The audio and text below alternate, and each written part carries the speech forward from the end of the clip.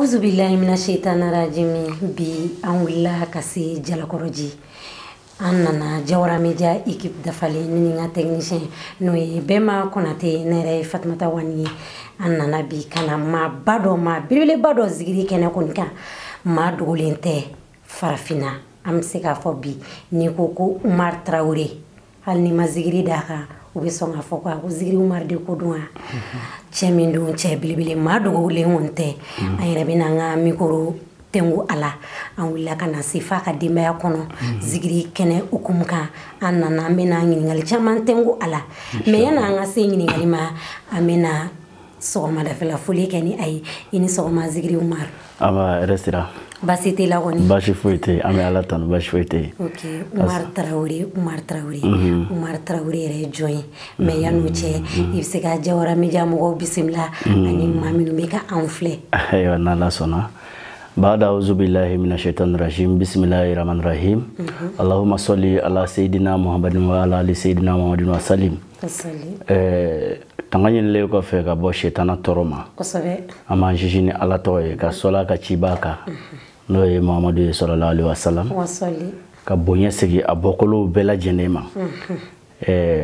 O de ye kuma la gbɛlɛman ye. Kosɛbɛ. O tɛmɛlen kɔfɛ an bɛ an filɛbaw ani an kanubaw bɛɛ lajɛlen fo ka bɛn nin waati ma. Kosɛbɛ. Diɲɛ ko ko sababuya de b'a la. Donc an sigilen bɛ media min sanfɛ n'o ye Jawara Media ye. Kosɛbɛ. An bɛ fɔlɔ ka foli di olu ma. Parce que ni ŋaniya ɲumanya ye a sababuya bɔra aw de la. Donc an b'aw fo k'aw barikada aw ka déplacement la. An bɛ tila ka dugawu fana kɛ Jawara Media ye. Ala k'a yiriwa. Ala k'a kɛ ɲɛtaga ye. Ala k'a kɛ sanayɛlɛ ye. Ala k'o kɛ kira bonya kosɔn. Sɔli ala rasul. Inshallah. Ala k'a dugawu minɛ. Amin amin amin. Zikiri Umar zikiri Umar. Umar yɛrɛ bɔra joona. Bon. N faw ka ca i n'a fɔ n baw ka ca. Kosɛbɛ. Nka anw fɛ Bamakɔ yan n'i ko ko ne fa ye karisa ye a bɛ fɔ ko i wolowolo fa wa n'i fana ko ko ne ba ye karisa ye a bɛ fɔ k'i wolowolo ba. Donc n fakɛ o ye Jotigi Tarawele ye donc n bamuso o ye Dinamuso Kɔnɛ ye donc ka fara fa caman ani ba caman kan n bɛ se k'a fɔ ne bɔra olu de la inshallah. Zikiri Umar yala Umar yɛrɛ donna zikiri la cogo di? Ɲininkali diyara n ye kosɛbɛ. Ne donna zikiri la cogoya min na a histoire ka jan dɔɔni mais ka a kuma koron k'a d'i ma dɔrɔn mɔgɔw ka kanu de ye Umar don zikiri la. Kosɛbɛ. Cogo di? Depuis ne ka dɔgɔ depuis n tɛ bɛrɛ bɔ u yɛrɛ b'a fɔ cogo min na depuis n tɛ se kuma yɛrɛ la kosɛbɛ donc dɔnkilida de ka di n ye. Bon mɔgɔw ye o jate minɛ n ka ko la bon fɔ n yɛrɛ nana ka na keya ka bɔ ko kalama bon n ka denmisɛnya kɔnɔ donc dɔnkilida fana ka di n ye. Bon denmisɛnninw tun bɛ fara ɲɔgɔn kan ka taa ne nɔfɛ k'an ka taa tulonkɛ la donc u bɛ gongongolow ni bitɔngolow fɔ ne bɛ dɔnkili da. Bon o kɛra depuis n ka dɔgɔ komi mɔgɔw ye o jate minɛ ne ka ko la an ka ansari mɔgɔw nana ka na wajuli daminɛ donc olu sera n ma k'a fɔ a ka d'u ye n ka to ka taa zikiri da u ka wajulikɛyɔrɔ la donc kuma lasurunyana n taara ka taa zikiri da o wajulikɛyɔrɔ la siɲɛ kelen depuis n ye zikiri da don min bɛɛ kɔntana bɛɛ sɛwara mɔgɔw ko n ma ko ko Umaru ko i yɛrɛ bɛ se ka kɛ zikirila ye i bɛ se k'i jija nin sira in kan. Bon mɔgɔw ka kanu an'u ye courage min di yan o de kɛra sababu ye fana n ye n cɛsiri zikiri sira k'a fɔ ka na se bi ma n donna zikiri la o don cogo in de la inshallah. Zikiri Umar i ko u tun nana i nɔfɛ k'a ka d'u ye i ka to ka na i ka na zikiri da Ansarudine mɔgɔw yala i hakili b'a la e ye dɔnkili fɔlɔ min da ye ni hakili b'a la i bɛ se ka i kan fili o fɛ. Ayiwa n'Ala sɔnna problème foyi t'a la. La ilaha illallah la ilaha illallah la ilaha illallah la ilaha illallah tigana dunuya bauna ni de wala dunuya bau malaza Agumi koloni digi kono ko koloni mae koloni mama bo alade umaeza walai ga koloni nani de tiga nai ga kolobi manasini la ilaha illallah la ilaha illallah he nora mimme bubakarila onora bora muhammadula nora mimme umarula onora bora muhammadula nora mimme usmanana onora bora muhammadula wa nuri badra ali min nuri muhammada yala ode muhammaduda ala ede muhammaduda faridu somadu edenga aliuda la ilaha illallah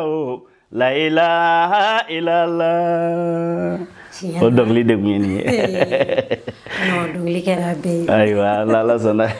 Okay, Umaru lu kofe zigiri dala yala o kera Bamako kono yan wa walma kera yere bo dugula. Nyin gal jaranya ko sebe. O kera yere bo dugula. Parce que anga village Debete. Debete bi tengerla marala frontière de do. Et puis bon Malla et puis do Debete et puis bon Debete et puis do Malla. O bébé ñoo kéré quoi. Mais ni wati ya soro mi to kata kala yoro la tekerla. Donc ni congé blara me na so. Bon ni nana so me na samia keso.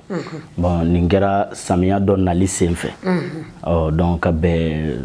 2002 kono na ou 2003. Voilà kero wati nu kono. Inshallah. Umaru o kofe olu kala rola taga. Kana zigrida damne yala karamo be Umar la zigrida la ina fo ka bo madofe ka bosu kana madofe sa digi zigrila yala karamo bi lawla bon jenatige baro bara awo folo ni idona ka mogo sora la inye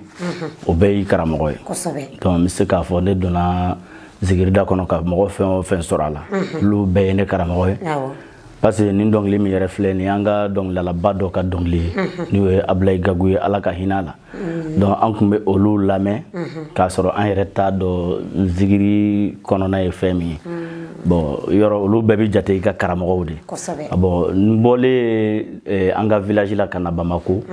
donc nana tugu karamo min non fait o to e Basidi Kulubali donc ale nga karamo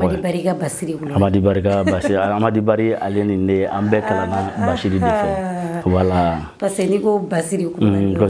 mo wakli be taka Amadi Gawe ne Amadi be kala na ale fait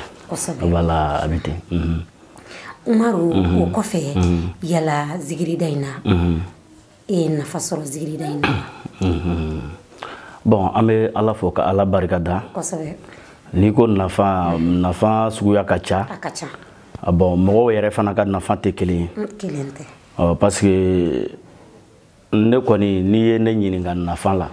n bɛ se k'a fɔ n ye nafa belebeleba sɔrɔ zigiri da la a nafa belebeleba ye jumɛn ye ne ka jate la o ye kuma min bɛ bɔ n da k'a fɔ mɔgɔw ye bon mɔgɔw ka o lamɛn k'a faamuya k'a baara kɛ bon ne yɛrɛ bɛ se k'a fɔ depuis ne donna zigirila la fo ka na se bi ma ne ma dɔnkili bɔ dɔnkili min bɛ yen ni adamadenw ma a ta ka baara kɛ n'a ye n ka dɔnkiliw bɛ yen mɔgɔw bɛ tile kan wele u bɛ si kan wele an b'i ka dɔnkili lamɛn an tun bɛ nin walejugu in de kɛ i ka dɔnkili kɛra sababu ye k'an bɔ a walejugu la ou bien ne ni n cɛ cɛla tun bɛ taa tiɲɛ yɛrɛ la ne tun tɛ ɲuman kɛ mais i ka dɔnkili lamɛnli kɛra sababu ye ne ye o jogojugu ninnu bɛɛ dabila ou bien an ka balimaya la a tun bɛ taa walima ne ni n jɛɲɔgɔn cɛ a tun bɛ taa mɔgɔw bɛ nin fɔ n ye sanga ani waati bɛɛ lajɛlen donc o b'a jira k'a fɔ n ye dɔnkili min da diɲɛ kɔnɔ a ye nafa ɲɛ parce que mɔgɔw mana i ka kuma lamɛn ka baara kɛ n'a ye n'i bɛ ka hakilila ɲuman di mɔgɔw ma u bɛ ɲuman min kɛ o y'i ka nafa belebeleba dɔ ye parce que i b'o nafa sɔrɔ diɲɛ na yan i b'o nafa sɔrɔ lahara donc ni ko ne ka n ka dɔnkili nafa fɔ sigiyɔrɔ in na a tɛ se ka ban fɔ la n ye nafa belebeleba sɔrɔ a la Bon, ne kɔni fɛ ne bɛ baara kɛ nafa min kama nafa fɔlɔ min kama o ye n bɛ fɛn min fɔ mɔgɔw ka se k'a lamɛn ka baara kɛ n'a ye ne ka baara nafa fɔlɔ ye o de bon à part ça dɔw fana ka nafa ye nafolo kow ni mobili kow ni o n'a ɲɔgɔnnaw ye o fana tɛ Ala tɔgɔ juguya o la n tɛ Ala tɔgɔ juguya o la donc i ɲɛ bɛ fɛn o fɛn na yan nin bɛɛ ye zikiri de inchallah. Umaru an bɛ segin ka na sisan i ka kasɛti kɔnɔna na yala Umaru sera ka kasɛti bɔ zikiri ko in na wa? A diyara n ye kosɛbɛ n ye kasɛtiw bɔ n ye kasɛti 5 bɔ voilà parce que komi kasɛti ko tɛ sen na bilen i kɔni i b'a fɔ k'i bɛ album dilan sisan i b'i yɛrɛ sɛgɛn de a nafa ka dɔgɔ kosɛbɛ donc kasɛti ko tiɲɛ waati o y'a sɔrɔ n ye kasɛti 5 donc o kasɛti 5 n ka kasɛti danna o la mais o kɔfɛ n ye singɛli minnu bɔ a ka ca kosɛbɛ donc n yɛrɛ n hakili tɛ o daw la yan n'Ala sɔnna. Ok yala Umaru i hakili b'i ka kasɛti fɔlɔ la wa? I bɛ se ka mɔgɔ hakili jigin kasɛti fɔlɔ dɔnkili la? Oui hakili b'a la kasɛti fɔlɔ o titre ye Kira ɲɔgɔn da. Kira ɲɔgɔn ma da. Ni Ala sɔnna. A kasɛti titre de ye Kira ɲɔgɔn ma da. A titre ye Kira ɲɔgɔn ma da ye morceau caman b'a kɔnɔ parce que ale morceau bɛ bɛn morceau 7 de ma. 7 voilà. Mais Kira ɲɔgɔn ma da kasɛti in kɔnɔna na yala dɔnkili jumɛn ye e Umaru tɔgɔ d'e ma kosɛbɛ kasɛti in kɔnɔ? Bon kasɛti na o ye n bɛ mawuludu fasa dɔ da sira ka bɔ Ansaru jama ye sira ka bɔ Ansaru jama ye sira ka bɔ anw bɛ taa Mamadu bangeli kɛ Hayidara fɛ Bamaɲare donc o dɔnkili in de borila kosɛbɛ album fɔlɔ in na mɔgɔ caman yɛrɛ ye lakodɔn ni o dɔnkili in de ye fɔlɔ voilà. Kasɛti filanan? Bon kasɛti filanan o ye Kira yelemɔra ye mais ale titre min bɛ yen ni mɔgɔ caman ye ale lakodɔn kosɛbɛ o ye Ala sɔn ni mɔgɔ sɔn ye.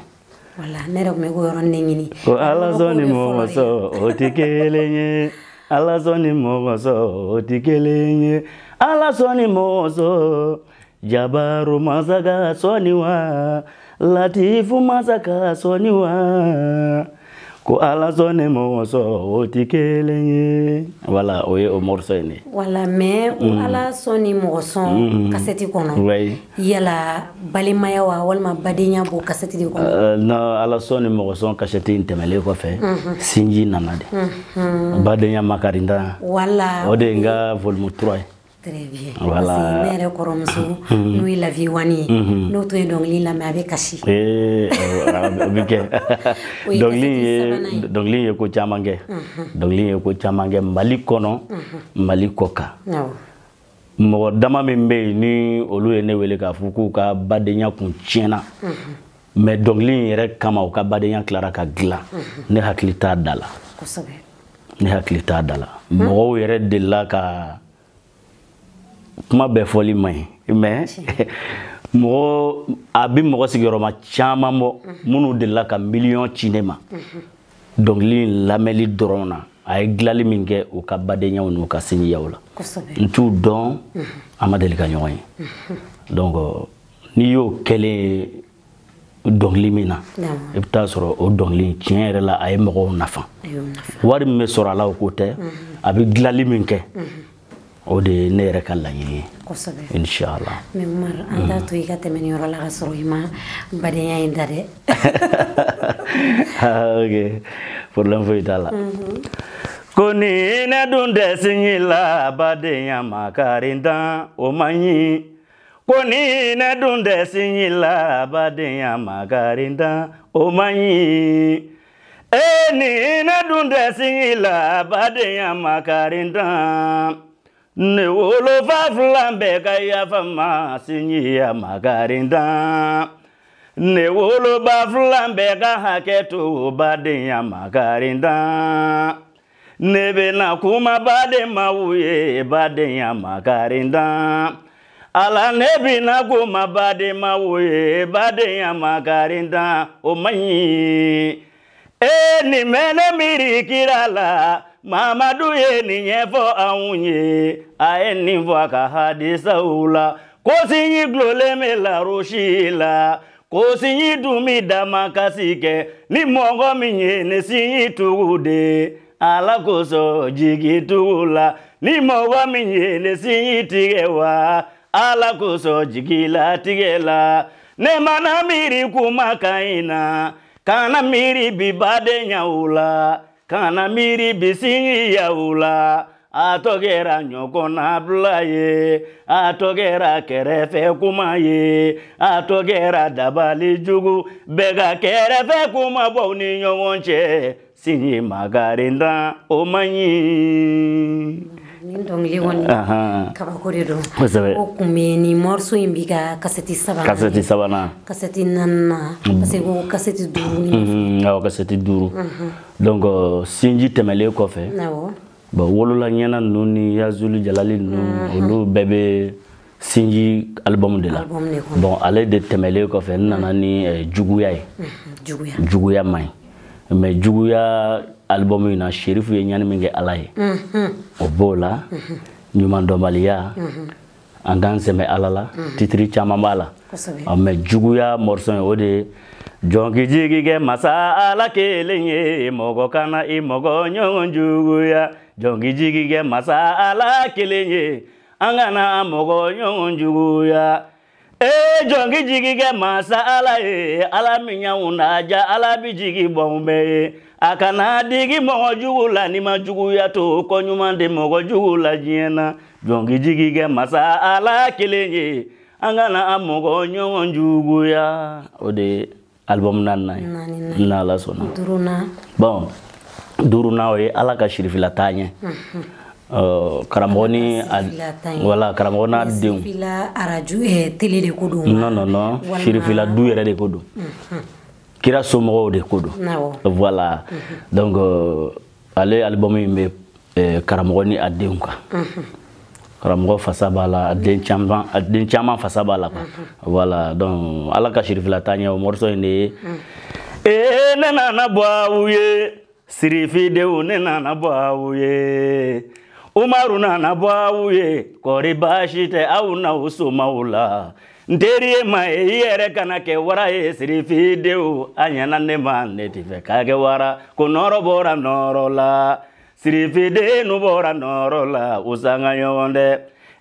nɔrɔ bɔra nɔrɔ la giranna somaw bɛɛ de nɔrɔ ye nɔrɔ bɔra nɔrɔ la Bani Kureshi ni Bani Hashimi ko nɔrɔ bɔra nɔrɔ la Tamani Sirifidenw ye nɔrɔ ye ne ka Usmani Hayidara Madani de Sherifu de nɔrɔ ye Makɔrɔba de ɲɔana Dango Basan de belebele de nɔrɔ ye nka Usmani Hayidara n'an y'a dɔ I ye jɔyɔrɔ yer'i la nka Usmani Hayidara n'aw ma dɔ I ye fana jɔyɔrɔ yer'i la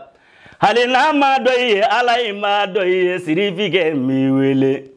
faden kɔni ɲɛ tɛ daga sa Sherifu ye ta ye daga ye ni mɔgɔ man kan. O de ye Ala ka Sirifila taa ɲɛ. O de ye kasɛti 5nan ye. Kasɛti 5nan de ye. Kasɛti kɔfɛ ko k'i ye jingle caman kɛ. Mais o bilalen don an ka bɔlɔlɔw sanfɛla de la walima I bɛ k'olu baara kɛ cogo di? Bon singali ko ninnu kɔni goro ka ɲagami don sa dɛ.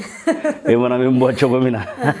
O y'o ye. Bon a bɛɛ kɔni bɛ I yɛrɛ ɲumana bɔlɔlɔ sanfɛ réseaux sociaux sanfɛ. Bon an fana bɛ taa u kalifa droit d'auteur la. Parce que comme album ko tɛ yen bilen. Ni e ko sisan k'i bɛ album bɔ yanni ka album yɛrɛ bɔ est-ce que Facebook mɔgɔw ni WhatsApp mɔgɔw olu bɛ teliya I ma. Bon a bɛ kɛ baara kɔni ye a nafa ka dɔgɔ. An yɛrɛ bɛ baara kɛ dɔrɔn k'a présenter mɔgɔw la k'a miya. Et puis a mana kɛ cogo cogo kanubaw dɔw bɛ yen ni olu m'i lamɛn u tɛ lafiya. Donc olu bɔ ɲɛnafin na toujours. Bon an kɔni bɛ sama olu de nɔfɛ sisan. Ni singali minnu kɛra peut-être o mana kɛ sababu ye ka na ni marché ni gɛlɛgɛlɛ minnu ye. Donc dɔnkilida kɔni sigilen don o kasa. Ɲɔn tɛ k'a fɔ k'i b'a kɛ ko k'a kɛ album ye walima ka single bɔ k'i b'a feere ka nafa sɔrɔ a la nafa foyi t'a la nafa min b'a la dɔrɔn o kɔni ye karisa kɔni a bɛ yen toujours i kana tunu i kanubaw la quoi voilà an b'a kɛ olu de kama donc single minnu kɛra foroba dɔnkiliw b'a la ni n ko foroba dɔnkiliw mɔgɔw bɛɛ bɛ ɲɔgɔn sɔrɔ dɔnkili min na dɔnkili min bɛ yen ni diɲɛ bɛɛ bɛ se k'a lamɛn bɛɛ b'i ka nafa sɔrɔ a la olu caman b'a la fasaw yɛrɛ fana b'a la donc fasa ninnu ye bonyamasegin de ye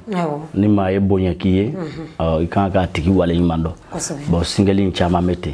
voilà an ye caman kɔni kɛ single la tiɲɛ yɛrɛ la i ko ko dɔnkili b'a la ko jama bɛɛ bɛ ɲɔgɔn sɔrɔ dɔnkili min na kosɛbɛ bɛɛ bɛ se k'a lamɛn mais i bɛ se k'o dɔnkili ɲɛfɔ an ɲɛna voilà bon single ne ka dɔnkili caman bɛ yen min bɛ bori olu kan i n'a fɔ n ye dɔnkili dɔ kɛ nafigiya kana se dunuya diɲɛ bi taa ne diɲɛ bi mɔgɔ nɛgɛ na kana se n ka dɔnkili dɔ bɛ yen ko bɛɛ n'a waati o n'a ɲɔgɔnna caman hali kɔsa in na n ye Mali fasa dɔ bɔ donc olu ye dɔnkili ye bɛɛ bɛ ɲɔgɔn sɔrɔ dɔnkili minnu na voilà o ka ca quoi Mali fasa i n'a fɔ Mali bɛ gɛlɛya min na gɛlɛya min bɛ Mali la nin wagati in na kosɛbɛ kosɛbɛ mais Umar i ka mi kan fili o kɔni hali n'a sɔrɔ la o b'an ka bɔlɔlɔw sanfɛ cɛ a bɛna wari di yan bi dɛ n ye n ka sɔgɔmada in na a bɛna na n bila kan fili la a bɛ wari bɔ dɛ ok problème t'a la hiye malidenw ni anw ka Mali ye bi anw ka Mali ni ɲanina sa malidenw ni anw ka Mali ye bi anw ka Mali ni ɲanina malidenw ni anw ka Mali ye bi kuma suli ko ni maloya la ko Mali ni tɔɔrɔ la kunu Mali ni bi Mali o ti kelen ye anw ka Mali ni filɛ ɲɛmɔgɔ bonya kuma anw fɛ Mali la ya o banna Maliba in kɔnɔ masakɛ bonya kuma anw fɛ Mali la ya o banna Maliba in kɔnɔ hinɛ ni mankari kuma anw fɛ Mali la ya o bɛ ka dɔgɔya Maliba in kɔnɔ bi ne ko Mali tɔɔrɔ la u mana wele ko tubabu y'a kɛ u mana wele ko arabu y'a kɛ ne ma fɔ olu ma dɔgɔ dɛ nka n'an y'an bolo di ɲɔgɔn ma ka jamana in jɔ mɔgɔ tɛ sa o la malidenw ni anw ka Mali ye bi anw ka Mali ni ɲanina malidenw ka miiri Mali la a mana diya a hɛrɛ ye anw ta ye malidenw ka miiri Mali la a mana tiɲɛ a tɔɔrɔ ye anw ta ye voilà o de nin voilà wa dɔnkili ninnu kɔnɔna na i mana fɛn fɛn lamɛn i b'a ye a bɛ kuma an ka farafina ko de kan ko ni bɛ kuma bɛɛ b'i yɛrɛ sɔrɔ a dɔnkili ninnu kɔnɔna na yala Umar yɛrɛ ka dɔnkili a bɛ na i ma cogo di bon i ni maaw de bɛ sigi ka baro kɛ baro kɔnɔna na i bɛ dɔnkili bɔ a kɔnɔ de wa walima sigida ko minnu bɛ kɛ sigida kɔnɔ ou bien mɔgɔw ka dɔnkili ta yɔrɔ ka ca yala Umar yɛrɛ bɛ dɔnkili ninnu miiriya i b'a dilan cogo di a diyara n ye dɔnkili miiriya tɛ na sira wɛrɛ kan parce que n'i ye dɔnkilidala ta k'a jateminɛ dɔnkilidala bɛ i b'a fɔ ci lasera fɛn dɔ bɛ yen a bɛ kɛ dugu kɔnɔ waati dɔw la fɛn cɛɲuman tɛ mais a kɛli bɛ ka bɔ yɔrɔ min na n'a fɔra k'i ka taa a fɔ a kɛbaga ye kuma la a bɛ gɛlɛya kosɛbɛ mais ni dɔnkilidala ye o ko sugu in ye dɔnkilidala de bɛ se k'a ta k'a da dɔnkili la ni o kɛra hali n'a ma mɔgɔ tɔgɔ fɔ ko in bɛ ka kɛ ka bɔ yɔrɔ min na n'a tigi ye dɔnkili in mɛn a bɛ kɛ sababu ye ka a sɔn hakili la n tɛ ka badenya ta f'i ye sisan badenya ne ma mɔgɔ tɔgɔ fɔ badenya la mais badenya a ye badenya dama min dilan a ka ca mais tiɲɛni tun bɛ badenyaw la kosɛbɛ voilà bon dɔnkilidala ye i n'a fɔ ci lasela degun min bɛ mɔgɔw kan k'a fɔ hɛrɛ min yɛrɛ bɛ yen ni o ye ko ɲuman ye k'o fana fɔ ka o nege don mɔgɔw la kosɛbɛ mɔgɔw ka se ka o kɛ donc dɔnkilidala ye ci lasela de ye donc ne ka dɔnkiliw bɛ na n ma cogoya min na bon ne ka dɔnkili bɛ na n ma cogoya caman na parce que n'i y'a ta k'a jateminɛ n ye zikiridala ye mais nye zigiri dala minye bon différence be ne ka dongli ni mo chaman tache ka sababu yake me kira fasada ananga manyuma wani kira ka sahaba o na nyona ani kira munu temena me olu ka tariku ke molu yere fasafana da kana se anga doni bawo mabi moke bon vana be alaje jamana kono degu munu be ka kuma uka ma laje an yere fana ka dambela anga dambe ni fe munu bi nyon tana ni mo bi ka ke kachaya bon be kuma oluka donc ne ka dongli be nama ni yen sigi ka fe ndo laje doron ni yen nyuma mi yala bon pour que ka mo encourager ni o nyuma kelenye mo takana kana agla ka ke dongli ni yen juguma mi fana yala pour que ka mo bali ka bo o juguma inka ma takana nae ka ke dongli voilà bon obe chuga mina me mo baw fasada nyere be islameya tariku fana bo donc dongli bi nande mani na chugo nodela inshallah yala sisan mbaye akera jiliyo akera artisiyo akera zigri dalayo beba doni wati manogo surtout anga bololo kuin ay dongli dala chama se yala dongli day ko fe umar bi bara were kewa ajin ngali jaranye ko sebe bon ambe domine ko bi umar ko nga bara bende do dongli dayma nga bara bende do dongli dayma mais la be umbe mulo me fe ka bara were munu senta mini dongli daw tikili ko sebe ni ata ka jate mine baga marabola senere bola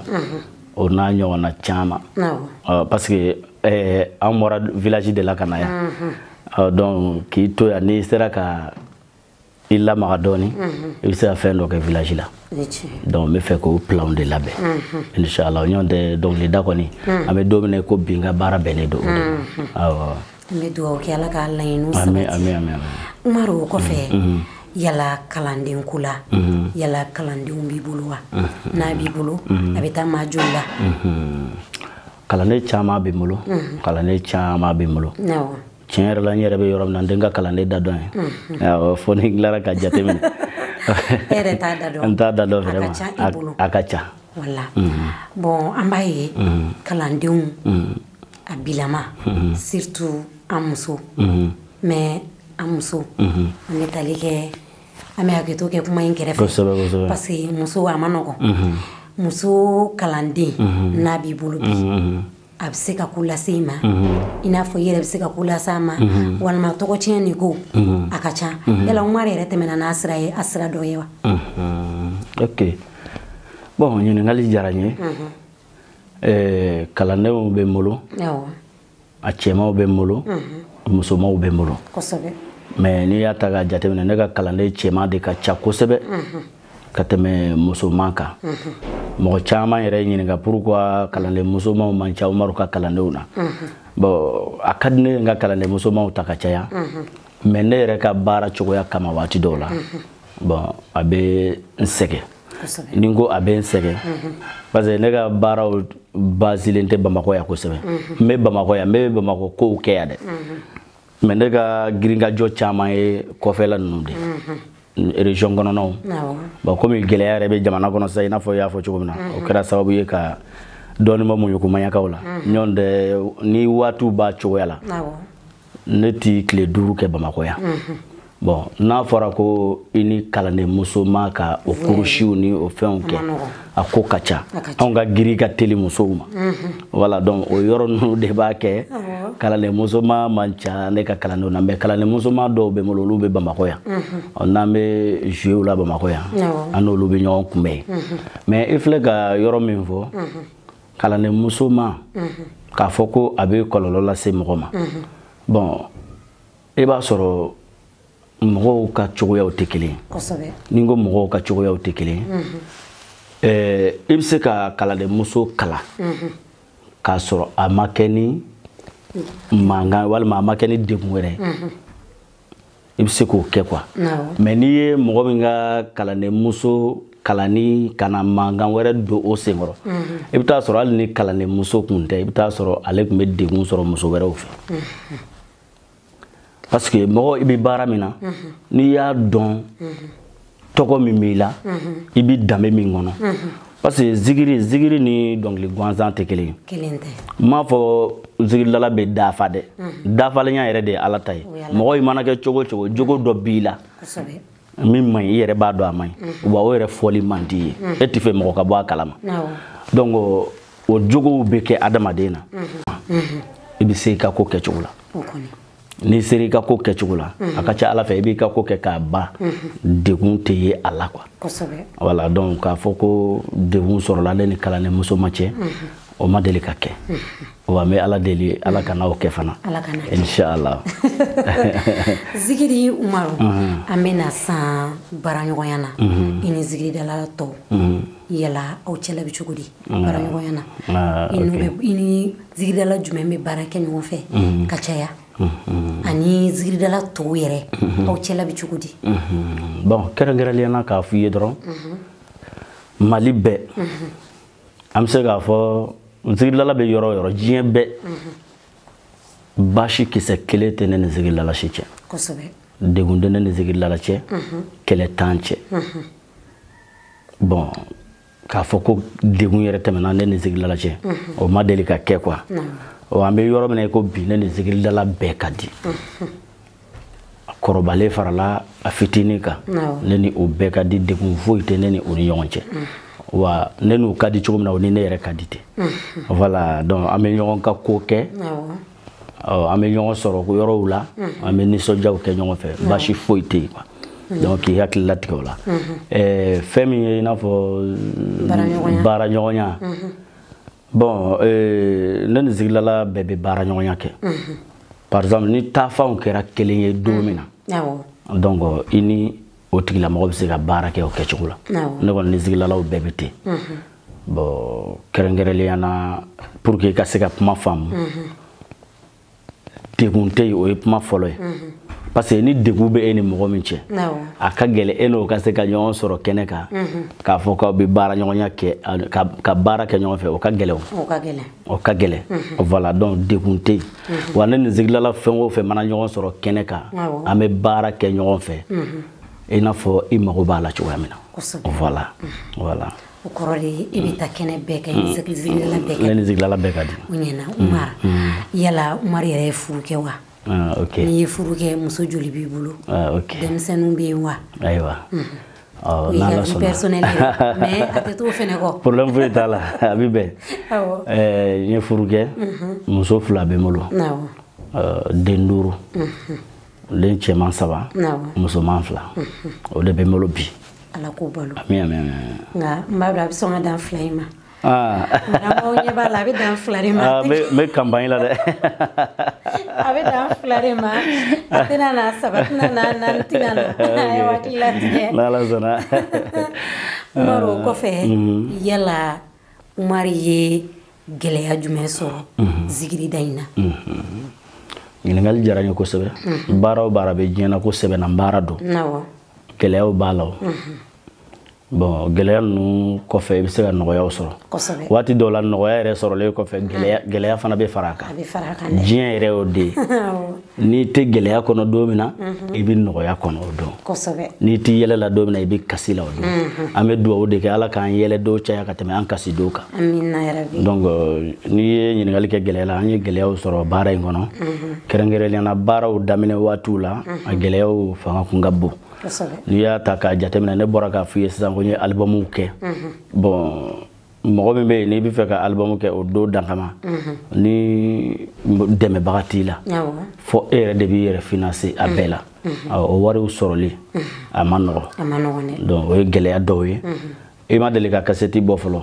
bon k'a fɔ k'e kana dɔnkiliw sigi ɲɔgɔn kan k'a kɛ kasɛti ye a ka se ka bɛn mɔgɔw fana ma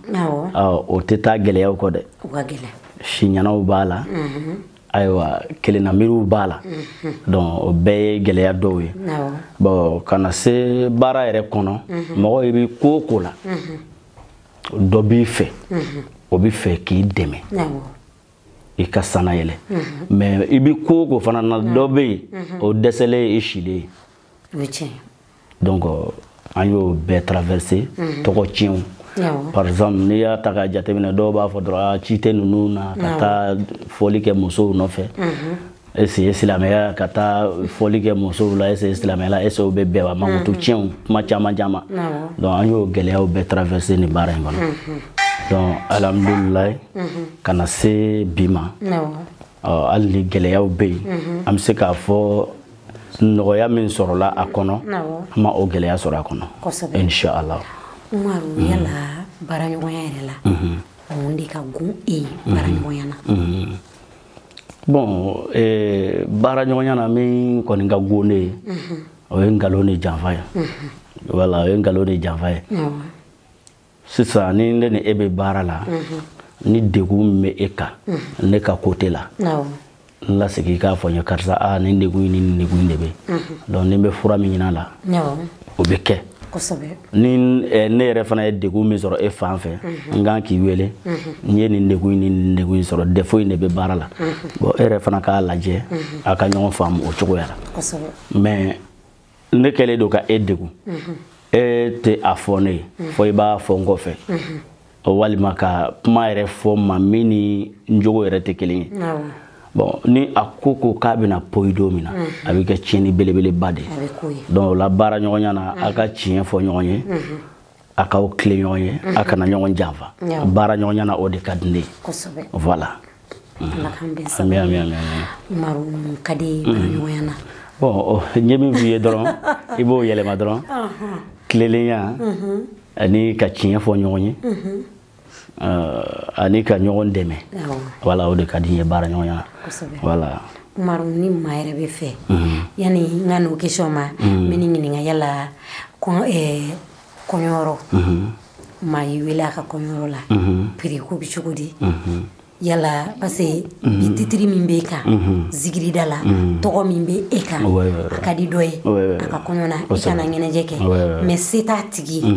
n'a nana ka na se e ma yala Umaru bɛ wuli ka taga kɛ kanu in kama wa? A diyara n ye kosɛbɛ i filɛ k'o yɔrɔ min fɔ i ye yɔrɔ belebeleba de fɔ tan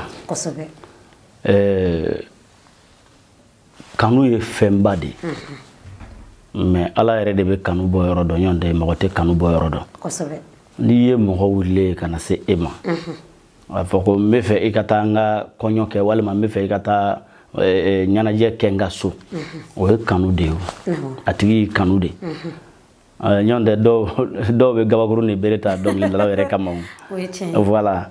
donc k'a f'i ye dɔrɔn fɛnko tɛ ne ni mɔgɔ tiɲɛ ɲɛnajɛ ko la ne yɛrɛ bɛ taa ɲɛnajɛ dɔw kɛ a tɛ minɛ prix la a tɛ minɛ prix la ni n ko a tɛ minɛ prix la o ye dɔw ye parce que fɛn bɛɛ ni a nacogo de don n bɛ se ka taa dɔw kɛ fana n bɛ se k'a fɔ n ka prix ye nin ye bon o bɛ dépend ko yɛrɛ kɛcogo la mais en tout cas fɛnko kɔni tɛ ne ni mɔgɔ tiɲɛ ɲɛnajɛ ko la fɛnko tɛ ne ni mɔgɔ tiɲɛ ɲɛnajɛ ko la n'i nana ka na i ka kɔɲɔ fɔ donc n'i y'a jira k'a fɔ tiɲɛ yɛrɛ la se tɛ n ye a bɛ tan donc n'a faamuna e ta ye kanu ye bon n bɛ se ka taa i ka baara kɛ ne taara baara dɔw kɛ dɔrɔmɛ kelen a ma di ne ma a la o caman bɛ kɛ quoi voilà. Ok Umaru yala an b'a ye zigiridala dɔw bɛ yen tɔgɔ b'u la u dɔnnen don i ka kungo la i b'u wele ka taa u tɛna joona wa i b'a sɔrɔ u ye kɔɲɔ 2 3 minɛ u bɛ to munumunu na u ni ɲɔgɔn cɛ Umaru kɔni tɛ o ko ninnu kɛ wa? ɲininkali diyara n ye kosɛbɛ waati dɔw la ko dɔ bɛ se ka mɔgɔ sɔrɔ sababuya kama ni n ko ka mɔgɔ sɔrɔ sababuya kama e filɛ k'a fɔ kɔnkanabaliya yɔrɔ min filɛ o ye bon n'i y'a ye zigilala caman bɛ yen o tɛ kɔn ka taa ɲɛnajɛkɛyɔrɔ la peut-être ni e taara depuis sɔgɔma i bɛ taa sigi ka musow kɔnɔ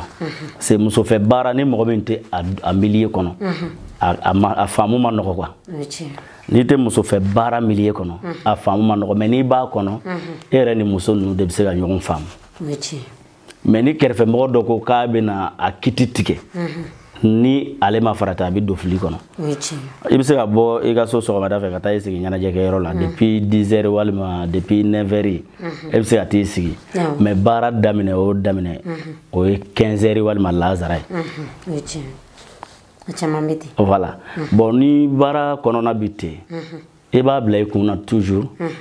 ni mɔgɔw taara yɔrɔ labɛn bon ni muso ninnu tilara i ka mɔgɔw b'i wele k'a f'i ye donc n'olu y'i wele waati min na k'a fɔ ko mɔgɔw labɛnna donc i bɛ se ka taa o waati in na bon caman bɛ a kɛ o kɛcogo in na mais n'i y'a ye a bɛ kɛ o kɛcogo in na o man di dɔnkilidala yɛrɛ ye parce que ni baara taara daminɛ depuis 10 heures a ka baara daminɛ depuis 10 heures fo ka taa se fitiri ma wari bɛ ka minɛ n ka cɛ o wari ka ca dɛ bon mais ni e y'i da so ka taa daminɛ fɔ lazara est-ce que e bɛna min sɔrɔ sɔgɔmada la da ta la e bɛn'o sɔrɔ wulada ta la voilà donc min b'a kɛ dɔrɔn muso yɛrɛ de tɛ préparer joona bon o ye o yɔrɔ ye min ye kɔɲɔ fila minɛ k'a fɔ k'i bɛ kɔɲɔ fila minɛ ka yaala yaalaw ni ɲɔgɔn cɛ bon ni mɔgɔ min kɔni ka taabolo kɛra o ye o ye mɔgɔ lankolonya taamasiyɛn o tɛ ko ɲuman ye quoi mais waati dɔw la i bɛ taa sɔrɔ fɛn gbɛlɛman dɔw bɛ na mɔgɔ ma par exemple ne bɛ se ka e ka ɲɛnajɛ minɛ sisan bon dɔnbagaya b'an ni ɲɔgɔn cɛ mais o kɔɲɔ in minɛlen kɔfɛ ne yɛrɛ balima suru dɔ walima n yɛrɛ ka mɔgɔ jɔnjɔn dɔ nana ka na a ma kasi na n ko bon ninnu ka kɔɲɔ de bɛ n bolo o k'a fɔ ne ma sisan hali n'a kɛra morceau damadɔ ye walima morceau fila i jija i ka taa i sen jɔ n ka kɛnɛ kɔnɔ donc e ka i ka mɔgɔw bila ka taa yɔrɔ dɔ in na ka bori ka t'i sen jɔ yɔrɔ dɔ in na ka sɔrɔ ka taa i ka mɔgɔw sɔrɔ yen ne bolo waati dɔw la o tɛ fiɲɛ ye a ko la o tɛ fiɲɛba ye a ko la quoi voilà mais ni mɔgɔ min kɔni ka taabolo kɔni kɛra ka kɔɲɔ minɛ yan fɛ k'a minɛ yan fɛ o ye mɔgɔ lankolonya de o tɛ ko ɲuman ye bon i filɛ k'o min fɔ ne tɛ o kɛ voilà émission kɔni sera a ban yɔrɔ ma mais yan'o cɛ Umaru Jawara Media mɔgɔw ka zikiri kɛnɛ i de kɛra maa fɔlɔ ye u ka déplacer ka na i sɔrɔ i sigiyɔrɔ la kosɛbɛ kosɛbɛ yala i yɛrɛ kɛra cogo di ani ka foli kan ni bilasirali min b'i bolo ka tɛnku i baarakɛɲɔgɔn n'o ye zikiridala tɔw ye ani kanubaw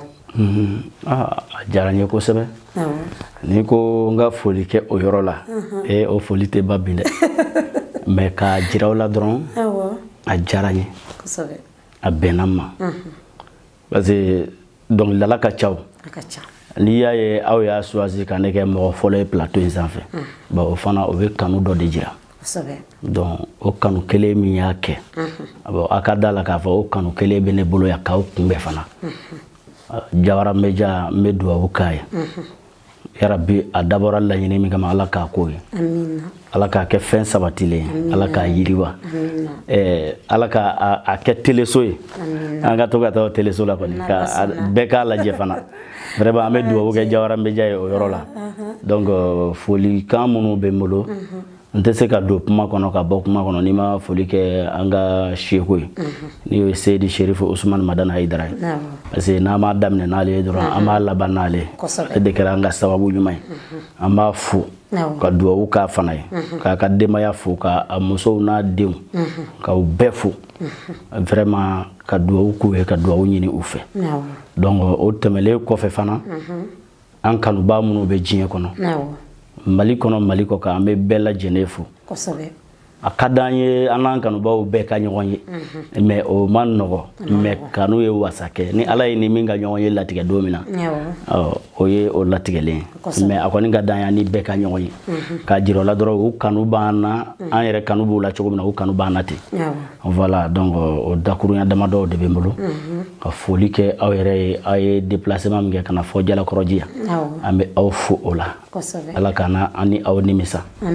vraiment nisɔndiyara ka se nisɔndiya yɛrɛ dan na inchallah nka tɛ bila tan dɛ ok problème t'a la ni ala sɔnna ala k'an bɛɛ sababu ma kira bonya kosɔn sɔli ala rasuli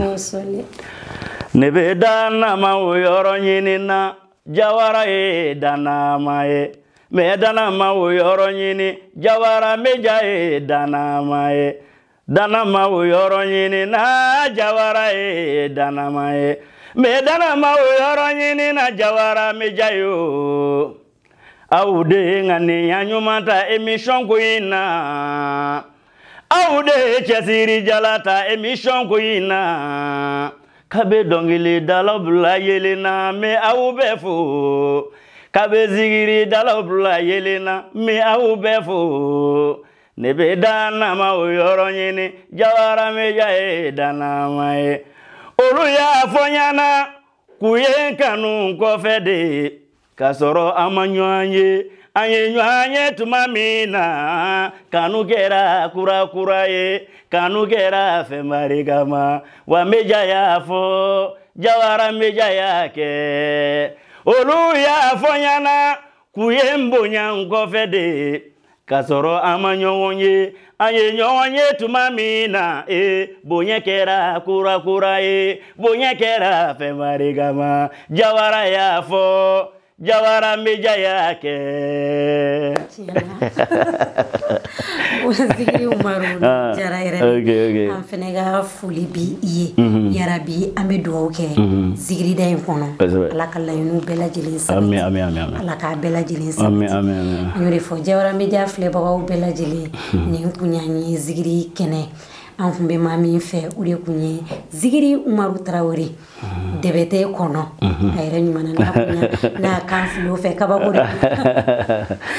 ma sabari kun bɛ baara la an ka invité kun ye Umaru ni bɛɛ b'a dɔn Zikiri Umaru Tarawele maa dogolen n'o tɛ ka ye kɛnɛ yɛrɛ kan o ye Bɛnma Konate